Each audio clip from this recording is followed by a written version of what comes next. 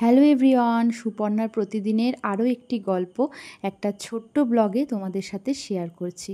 আজকে বৃহস্পতিবার সকালবেলা ঘুম থেকে উঠেই দেখলাম যে আকাশটা বেশ মেঘলা মেঘলা হয়ে আছে।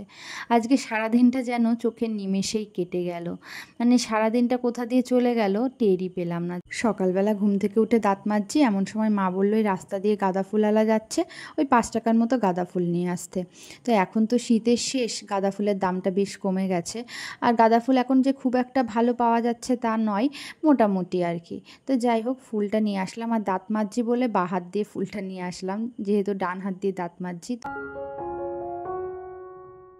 চুল আঁচড়াচ্ছ? চুল আঁচড়াচ্ছ? আঁচড়াম, সকালবেলা চুল আঁচড়াতে হয় তাই না? ঘুম থেকে উঠে চুলটা একটু আঁচড়ে নাও মা। ও মা, চুলটা একটু আঁচড়ে নাও, আঁচড়াও, চুল আঁচড়াও। হ্যাঁ হ্যাঁ হ্যাঁ হ্যাঁ, চুলটা আঁচড়ে নাও। ওলে ওলে, কি হাসি সকালবেলা ঘুম থেকে উঠে। চুলটা আসছে না? হয়ে গেছে, চুল আঁচড়ানো হয়ে গেছে। বাপের বাড়িতে এসে কোনো কাজকর্মই করা আমার কাছে বাধ্যতামূলক নয়, কিন্তু আমি নিজের খেয়ালেই যেটুকু ভালো লাগে সেটুকু করি। সকালবেলার দিকটা মিশ্রির সমস্ত কাজকর্ম হয়ে গেলে আর মিশ্রিকে কেউ কোলে নিলে আমি টুকটাক কিছু মাকে হেল্প করে দিই। এই এখন যেমন মার সবজিটা একটু কেটে দিচ্ছি, মা রান্না করবে। তো আজকে হচ্ছে সজনে ডাঁটা, আলু, পটল, কাঁচকলা, তারপর বড়ি, এগুলো দিয়ে মা একটা ঝোল করবে। তো এই ঝোলটা আগেও তোমাদেরকে বলেছি, আমার কিন্তু বেশ ভালো লাগে। তো এখানে দেখো বড়িগুলো অনেকগুলোই নিয়েছি, সবাই মোটামুটি 2-3টে করে যাতে বড়ি পায় এরকম ভেবেই মা বড়ি নিয়েছে, কারণ বড়িটা না সবাই ভালোবাসে। তো এখন সবজিগুলো ধুয়ে সব সবজিগুলো আলাদা আলাদা করে রেখে দিয়েছি। ওদিকে পটলটা ভাজা হচ্ছে, আর এই সবজিগুলো আমি ধুয়ে রেখে দিলাম। খাইয়ে দাও, মামাকে খাইয়ে দাও, দাও খাইয়ে দাও। নিজে বিস্কুট এখন দেখতেই ব্যস্ত।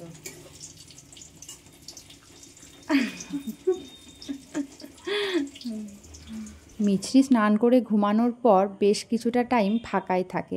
তো ওই সময়টাতে আমি বেশিরভাগ দিন একটু ঘুমিয়ে নিই, কারণ রাতের বেলা যেহেতু মিছরি দেরি করে ঘুমাই, ঘুমটা ভালো হয় না সেই কারণে। কিন্তু আজকে আর ঘুমাইনি, আজকে ভাবছি টুকটাক কিছু কাজকর্ম মার সাথে সাথে করে দিই। তো সকালবেলা মা না এই বাসনগুলো মাজার সময় পায়নি, ঠাকুরের যে বাসনগুলো, তাই আমি বাসনগুলো একটু মেজে দিচ্ছি। আর ভাই তো পুজো করবে, ভাই আবার যদি পুজোর সময় এই কাজগুলো রেডি না পায় খুব রেগে যায় জানো তো। মানে এই যে ঠাকুরের থালা বাসন মেজে রাখা, তারপর পুজোর আগে তো ঘরটা মুছে দিতে হবে। ঘরটা আজকে মা সকালবেলা মোছেনি, তাই ঘরটাও মুছে দিতে হবে। তো ভাই একটু রাগারাগি করছে যে তাড়াতাড়ি করে দাও, আমি এগুলো না করলে পুজো দিতে পারছি না। তো মা ওদিকে রান্না করছে বলে আমি বললাম তাহলে এগুলো আমিই করে দিচ্ছি, চলো।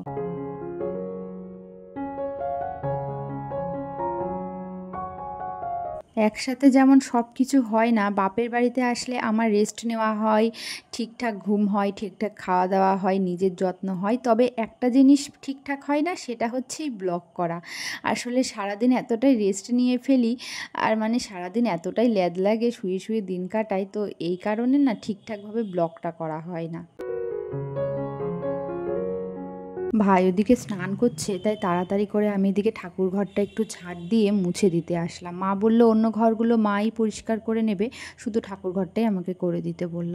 কারণ ভাই আবার এসে যদি পড়ে তাহলে আবার রাগ করবে, পুজোর বেলা হয়ে যাবে। আর ঠাকুরকে মোটামুটি 12টার মধ্যে পুজোটা দেওয়া উচিত, ভাইও সেটাই করতে চায়, তাই দেরি হয়ে গেলে না ও একটু রেগে যায়। আর আমরা এখানে আসলে মায়েরও কাজের একটু বেলা হয়ে যায়, মানে সকালবেলা টুকটাক কাজ একটু বেশিই থাকে, যেমন মিছরির জামা কাপড় ধুয়ে দেওয়া, তারপর মিছরির খাবার তৈরি করে দেওয়া, মাঝে মধ্যে মিছরির খাবারটাও মা খাইয়ে দেয়। আবার কোনো কোনো সময় মিছরির পেছনে মানে সময় কাটায়, তখন আর দেরি হয়ে যায়, মানে মিছরির সাথে গল্প করে, এসব করতে করতে না মার বেলা হয়ে যায়। মিছরি আসলে তো মার আর কাজের খেয়াল থাকে না, মিছরির সাথেই সময় কাটায়, সেই কারণেই অন্য কাজগুলো ঠিকঠাক সময় হয়ে ওঠে না। তাই আজকে দেখো মা সকালবেলা অন্যদিন কিন্তু ঘর মুছে রাখে, সেটা আজকে হয়নি। আর আজকে তো বৃহস্পতিবার, আমরা না থাকলে বিশেষ করে বৃহস্পতিবারে মা তো সকালে ঘর মুছবেই মুছবে, কিন্তু আজকে দেখো মিছরি এসছে বলে মা এটাও করেনি। তো যাই হোক, সেই কারণে আমি করে দিলাম। আর এদিকে ঘর মুছতে মুছতে টুকটাক আওয়াজ হয়েছে, আর মিছরির ঘুম ভেঙে গেছে, কারণ এই ঘরটাতে মিছরি ঘুমাচ্ছিল, যে কারণে এই যে ঘর মুছতে গিয়ে ওই ঘর মোছার যে লাঠিটা দেখছো সেটা এখানে ওখানে বাড়ি খাচ্ছে, আর মিছরি ঘুম ভেঙে গেছে। তো ভাই এদিকে পুজো দিতে বসে গেছে, বেলা 12টা বাজা মানে অর্ধেক দিন কাটিয়েই ফেললাম। তো দেখতে দেখতে আরও একটা দিন কেটে যাবে।